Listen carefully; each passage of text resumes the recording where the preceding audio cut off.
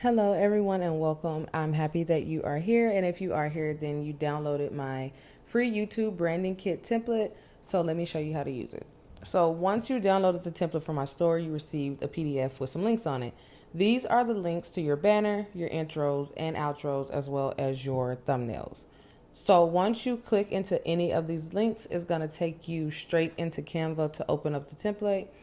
Once the template's open, you can edit it any way that you want. So some of the elements that I use in this design are included in the Canva Pro subscription, but you can just easily replace those with a free element if you don't want to upgrade to the Canva Pro. So all of these templates have a black shadow over them. So if you can't get to the elements in the background, like the pictures, or take the pictures out to replace them with your own, then that's why.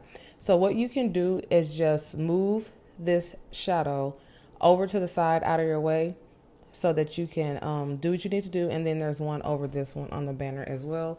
Or you could just come up here like I'm doing now and change the transparency back up to make the element darker so that you can see where it is. And then you could just go in and remove those pictures and then put the ones in that you want.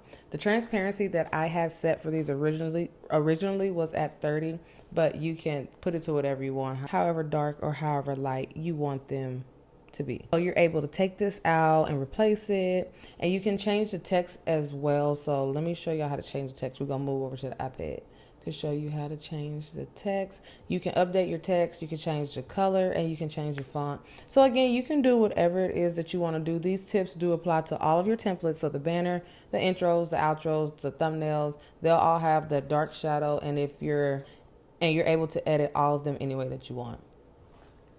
So I hope that this mini tutorial was helpful to you. If you have any questions about this template, please feel free to email me at heykstudio.com. And also, if you guys like this template, make sure you tag me on Instagram at heykstudio.